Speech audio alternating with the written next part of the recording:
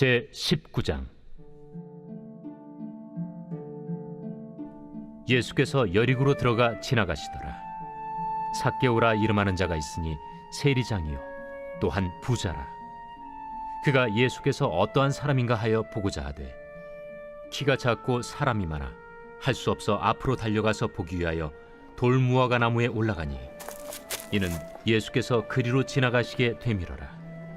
예수께서 그곳에 이르사 쳐다보시고 이르시되 삭개오야, 속히 내려오라. 내가 오늘 네 집에 유하여야 하겠다. 급히 내려와 즐거워하며 영접하거늘 무사람이 보고 수군거려 이르되 저가 죄인의 집에 유하러 들어갔도다. 삭개오가 서서 주께 여짜오되 주여 보시옵소서. 내 소유의 절반을 가난한 자들에게 주겠사오며 만일 누구의 것을 속여 빼앗은 일이 있으면 네 갑절이나 갚겠나이다. 오늘 구원이 이 집에 이르렀으니 이 사람도 아브라함의 자손님이로다. 인자가 온 것은 잃어버린 자를 찾아 구원하려 함이니라. 안녕하십니까 사랑하는 근수교회 가족 여러분, 3월 27일 근수 매일 말씀 시작하겠습니다. 오늘 본문은 누가복음 19장 1절에서 10절까지의 말씀입니다. 매우 유명한 말씀이죠. 바로 삭개오에 대한 이야기입니다. 오늘 본문의 표현처럼 삭개오는 세리장이요 또 부자라고 표현되어 있습니다. 여러분 아시다시피 세리는 이 당시 창녀들, 장기들, 그러니까 몸을 돈을 받고 파는 그런 직업을 하는 자들과 같은 취급을 받았습니다. 우리로 치면은 매국노 중에 한 명이라고 볼 수 있겠죠. 그리고 이 삭개오는 단순히 세리가 아니라 세리장이었습니다.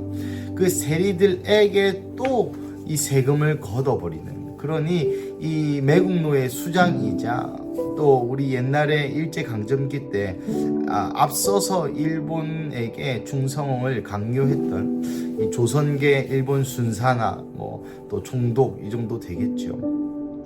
여하튼 사회적으로 매우 질타를 받고 사회적으로 매우 돈은 많았지만 사회적으로 매우 낮은 지위에 있었던 사람입니다.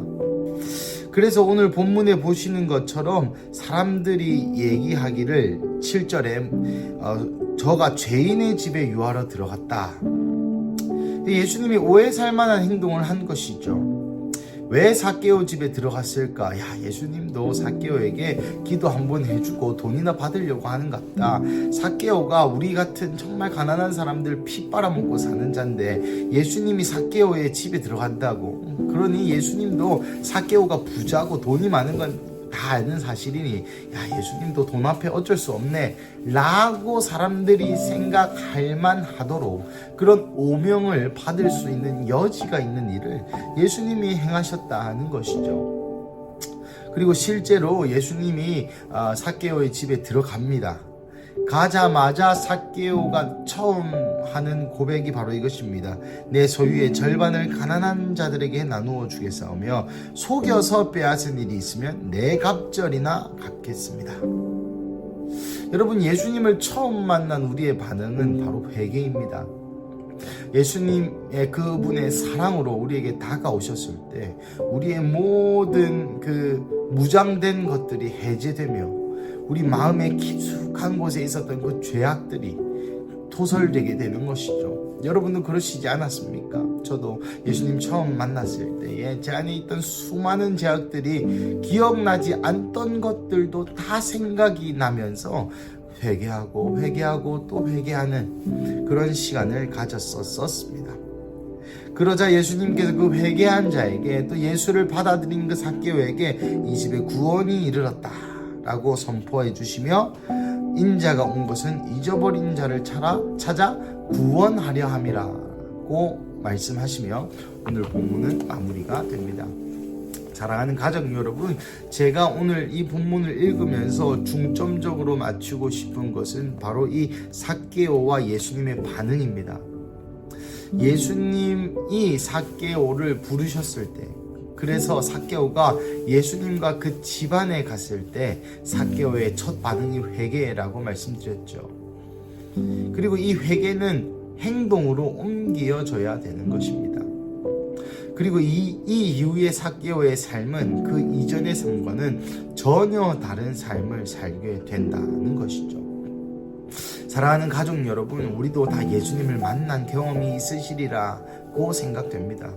그 십자가 앞에 우리 죄를 토설하며 우리의 죄악을 고백하며 예수님의 십자가에 너무나 감사하고 너무나 죄송하고 너무나 사랑하고 그런 복합적인 벅차오르는 감동 여러분 다 있으시죠.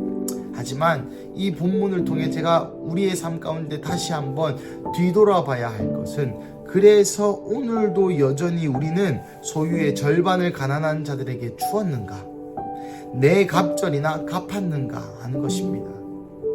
그래, 이렇게 살면 안 되지 라는 그런 1차원적인 깨달음이 아니라 마치 삭개오가 예수님을 만났을 때처럼 완전히 변화된, 이전과 이후가 명확하게 구분이 된 삶이 있어야 한다는 것입니다. 그리고 둘째로 예수님의 반응입니다.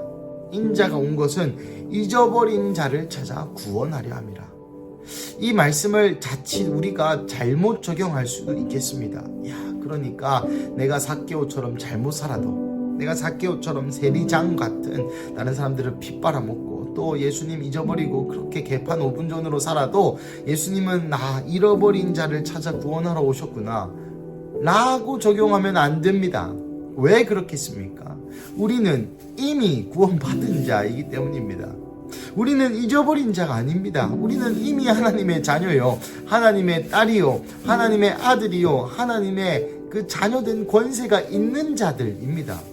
그렇다면 이 말씀을 우리는 어떻게 받아들여야 할까요? 여러분, 우리가 더 이상 삭개오가 아닙니다. 그러면 우리는 어떻게 이것을 이해해야 할까요? 이것은 바로 예수님의 마음을 우리도 이해해야 한다는 것에 초점이 있습니다. 무슨 의미냐면, 이제는 우리가 나서서 잊어버린 자를 찾아 구원하여야 된다라는 것이죠. 예수님의 관심이 여기 있다는 것입니다. 2024년 여전히 예수님은 잃어버린 자를 찾기에 갈급하십니다. 잃어버린 자를 찾으려고 예수님은 혈안이 되어 계십니다. 이제 그 예수님과 함께한 자로서 우리 또한 그 잊어버린 자에게 복음을 전해야 한다는 것이죠. 사랑하는 가족 여러분, 그래서 오늘 이 목요일 이 아침 가운데에 다시 한번 우리의 삶에 그 복음의 감격을 회복함과 동시에 우리의 삶에 그 복음에 합당한 열매, 변화가 있는지 먼저는 한번 체크해 보시고, 그 다음 우리도 이제는 잊어버린 자를 찾아 구원하러 오신 예수님의 마음을 알아 우리도 잊어버린 자를 향해 구원함을 이루려 가는, 또 복음을 전하시는 그런 실제 열매가 있는 하루 되시기를 주님의 이름으로 간절히 축복합니다. 우리 함께 기도하시겠습니다.